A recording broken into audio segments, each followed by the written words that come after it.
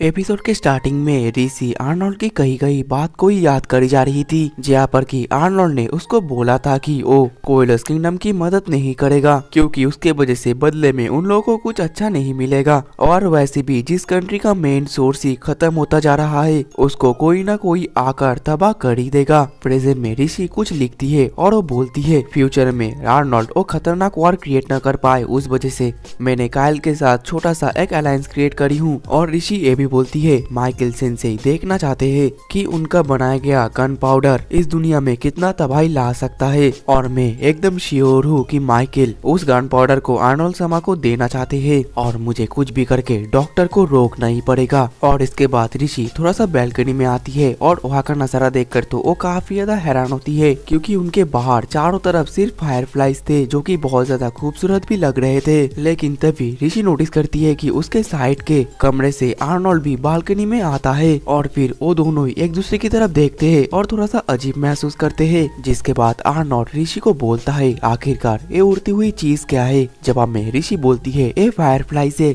Arnold बोलता है अगर तुम चाहते हो तो मैं इन सभी को यहाँ से हटा सकता हूँ। ऋषि चौंक जाती है और बोलती है लेकिन क्यों। आर्नोल्ड बोलता है क्योंकि फायरफ्लाइज भी तो एक इंसेक्ट है। ऋषि बोलती है हाँ वो लोग एक इंसेक्ट है लेकिन आप उन लोगों को ऐसे ही मार नहीं सकते। हर लिविंग थिंग का इस दुनिया में कोई ना कोई एक वजूद रहता है और वैसे भी ये फायरफ्लाइज काफी ज्यादा खूबसूरत है ना। आर्नोल्ड बोलता है हाँ तुमने बिल्कुल सही बोला। फिर ऋषि बोलती है आर्नोल्ड समा आपको नहीं लगता कि ये सभी फायरफ्लाइज सिर्फ आपकी तरह ही जा रहा है। आर्नोल्ड बोलता है तो फिर तुम मेरी तरफ आ सकते हो। ऋषि बोलती है हाँ आपने बिल्कुल सही कहा। और फिर वो तुरंत अपने बैल्कनी से आर्नोल्ड की बैल्कनी पर छलांग लगा देती है। ये देखकर तो आर्नोल्ड भी चौंक जाता है और ऋषि को पकड़ने के लिए आगे बढ़ता है और फिर जैसे जैसे करके आर्नोल्ड ऋषि को पकड़ ही लेता है। जिसके बाद तो ऋषि शर्माने लगती है और बोलती है मुझे माफ कर देना अगर मैंने आपको सरप्राइज कर दिया है तो, लेकिन आपको तो पता ही है सिर्फ इतनी सी डिस्टेंस से मैं छलांग लगा सकती हूँ, मुझे कोई भी प्रॉब्लम नहीं होती। आर्नोल्ड बोलता है हाँ मुझे ये पता है, वैसे भी तुमने तो बैल्कनी से सीधा ग्राउंड पर भी छलांग लगाया है ना। ऋषि बोलती है तो फिर आप मुझे पकड़ने के लिए क्यों आए। आर्नोल्ड बोलता है मुझे भी पता नहीं, मैं बस वैसे ही तुमको पकड़ने की कोशिश करा। ये सुनने के बाद तो ऋषि बहुत ही ज्यादा शर्माने लगती है। जिसके बाद वो आर्नोल्ड के तलवार को उठाकर उसको वापस करता है और थैंक यू भी बोलती है। आर्नोल्ड बोलता है ऋषि तुम तो वैसे ही मेरे कमरे के दरवाजे से ही आ सकती थी। ये सुनकर तो ऋषि चौंक जाती है और बोलती है ये तो मेरे दिमाग में भी नहीं आया था। आर्नोल्ड तो हंसने लगता है और वो बोलता है तुम तो हमेशा से ऐसे ही हो। जिसके बाद ऋषि बोलती है वैसे आप हमेशा अपने तलवार को लेकर क्यों चलते हो। आर्नोल्ड बोलता है इन फायरफ्लाइज के वजह से, क्योंकि इनके लाइट के वजह से मुझे लगा कि यहाँ पर मशाल चल रहा है। ये सुनकर ऋषि अपने मन में बोलती है ये मशाल तो वॉर में जलते है। आर्नोल्ड के दिमाग में तो हमेशा वार ही चलता है। ठीक तभी एक जुगनू तो आर्नोल्ड के सामने से जाने लगता है और इसी वजह से आर्नोल्ड के आंखें तो बहुत ही ज्यादा चमकना शुरू कर देता है, जो देखकर तो ऋषि आर्नोल्ड के आंखों में डूब ही जाती है और वो बोलती है कितनी ज्यादा सुंदर आंखें हैं आपकी। जिसके बाद आर्नोल्ड बोलता है मेरे आंखें का कलर बिल्कुल मेरे पापा के जैसा है, इसका ये प्रूफ है कि मैं एम्परर का ही लड़का हूँ। जब मैं छोटा था तब मेरा इच्छा होता था कि अगर मेरी आंखें कोई निकल कर फेंक देता। ये सुनकर ऋषि चौंक जाती है और बोलती है आखिरकार आप ये कैसी बातें कर रहे हो। और फिर ऋषि अपने मन में बोलती है लगता है आर्नोल्ड और उसके फादर का रिलेशन कुछ अच्छा नहीं है। जिसके बाद आर्नोल्ड बोलता है ऋषि जब तुम पहली बार इस कंट्री में आए थे तब तुमने मुझे बोला कि तुम इस कंट्री को एडमायर करते हो, मुझे भी ठीक ऐसा ही लगता है। जिस चीज को तुम पसंद करते हो उसको चेरिश करके रखना। जैसे कि अब ये फायरफ्लाइज की लाइट मुझे वॉर की मशाल की याद दिला रहा है और इसके अंदर से मेरे कंट्री को देखना ऐसा लगता है कि मैं अभी वॉर में हूँ। लगता है इसी टाइप के आइज में अपने फादर जैसे पाया है और वैसा भी हो सकता है कि यही मेरा नेचर हो। ये सब सुनकर ऋषि बोलती है आपको इन फायरफ्लाइज की लाइट वॉर की मशाल जैसा लगता है और मुझे नहीं लगता कि आपके आई सबके फादर जैसा है। आपको ये सब कुछ मिला आपका आचरण और आपका अभ्यास से। आपको सिर्फ जानना पड़ेगा कि यह कंट्री काफी ज्यादा खूबसूरत है, काफी खूबसूरत क्रिएचर्स भी इस कंट्री में है। आर्नोल्ड बोलता है मुझे इससे कोई फर्क नहीं पड़ता, जब तक इस कंट्री से मेरा पर्पस खत्म हो जाएगा तब मुझे भी इससे कोई फर्क नहीं पड़ेगा। तुम्हें तो पता ही है मैं जिससे प्यार भी करता था मैंने उसे भी मेरे हाथ से ही मारा, और अगर तुम भी मेरे खिलाफ कुछ करने की कोशिश करते हो तो मुझे तुमको भी मारना पड़ेगा। मुझे नहीं पता कि कोयलस किंगडम से तुम्हारा क्या नाता है, लेकिन कुछ ऐसा काम मत करना कि मुझे तुम्हें मारना पड़े। ऋषि बोलती है मैं आपको कोई भी प्रॉमिस नहीं कर सकती, भले ही मैं आपकी वाइफ क्यों ना हो, मैं हमेशा उस चीज की साथ दूंगी जो कि सही होगा, भले ही आप मुझे मार क्यों ना देते। लेकिन क्या होगा अगर मैं इस कसल में फिर से वापस आ जाऊँ। आर्नोल्ड तो कन्फ्यूज हो जाता है और बोलता है आखिरकार तुम्हें क्या बकवास कर रही हो। ऋषि बोलती है अगर आप मुझे मार ही क्यों ना दो, मैं इस कासल में फिर से वापस आऊंगी, एक मेड बनकर या फिर एक नाइट बनकर या फिर एक फार्मासिस्ट बनकर। आप जितने भी बार मुझे मार दो, मैं हर बार इस कासल में वापस आऊंगी, क्योंकि मैं अपने आप को आपके हाथ से मारने नहीं दूंगी। ये सुनकर आर्नोल्ड चौंक जाता है, जिसके बाद ऋषि आर्नोल्ड के गाल पर हाथ रखकर बोलती है मेरे लिए आपके जो आंखें हैं वो आपके ही आंखें हैं, भले आपके आंखें आपको खुद ही पसंद ना हो, लेकिन मैं ये बार बार बोलूंगी कि आपके आंखें इस दुनिया में सबसे ज्यादा खूबसूरत आंखें हैं। इसके बाद आर्नोल्ड ऋषि के हाथ को अपने गाल से हटाकर बोलता है बहुत समय हो गया है, अब मैं चलता हूँ, मुझे रेस्ट करना भी जाना है। अब अगले दिन सुबह हम माइकल को देख पाते हैं जो कि एक सूटकेस लेकर कहीं पर जा रहा होता है और उसके पीछे पीछे तो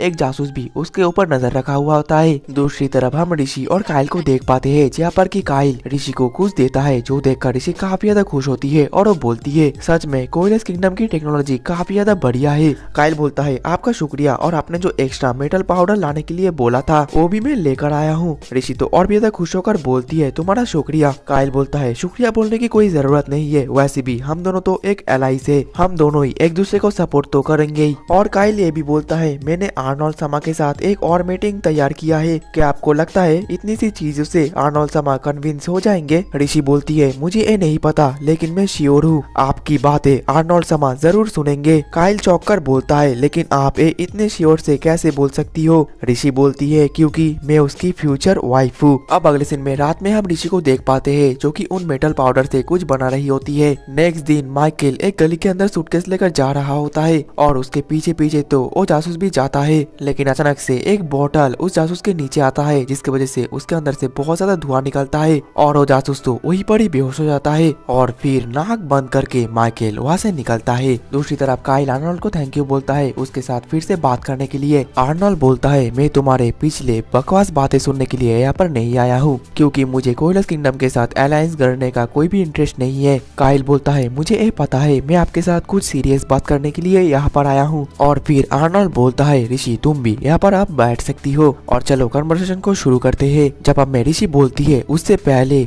आर्नोल्ड समा क्या आप मेरे अंदर कोई भी चेंजेस देख सकते हो? आर्नोल्ड बोलता है तुम्हारे ज्वेलरीज काफी ज्यादा नए हैं, तुमने आज तक मेरे सामने वो कभी भी नहीं पहने हैं। ऋषि बोलती है आपने बिल्कुल सही कहा, क्योंकि ये ज्वेलरीज कोइलस किंगडम ने बनाया है। तभी काइल बोलता है कोइलस किंगडम सिल्वर, गोल्ड और डायमंड प्रोड्यूस करता है और साल का 6 महीने तो बर्फ से ही घेरा रहता है, जिस वजह से हमारे क्राफ्ट्समैन हमेशा घर के अंदर ही काम करते हैं और हमारे किंगडम में और भी ज्यादा टैलेंटेड क्राफ्ट्समैन पैदा हो रहे हैं और दूसरे कंट्री के तुलनाएं हमारे कंट्री के क्राफ्ट्समैन बहुत ही जल्दी काम करते हैं। दूसरी तरफ माइकल सीढ़ियों से कहीं पर जा रहा होता है, लेकिन तभी कुछ गार्ड्स तो उसको चारों तरफ से घेर लेते हैं। इसके बाद फिर से हम काइल और बाकी सबको देख पाते हैं जहाँ पर कि आर्नोल्ड अभी भी कुछ नहीं बोलता, जो देखकर ऋषि अपना एक पॉकेट वॉच निकालकर आर्नोल्ड को दिखाती है और वो बोलती है आर्नोल्ड समा आप बता सकते हो कि ये क्या है? आर्नोल्ड बोलता है ये पॉकेट वॉच तो मैंने ही तुमको दिया है, लेकिन रुको जरा ये तो कुछ बदला सा लग रहा है। ऋषि बोलती है आर्नोल्ड समा आपने बिल्कुल सही गेस किया, ये आपका पॉकेट वॉच नहीं है, आपका पॉकेट वॉच तो मेरे पास है। ये पॉकेट वॉच तो कोइलस किंगडम के क्राफ्ट्समैन ने बनाया है और ये बिल्कुल सेम टू सेम है ना?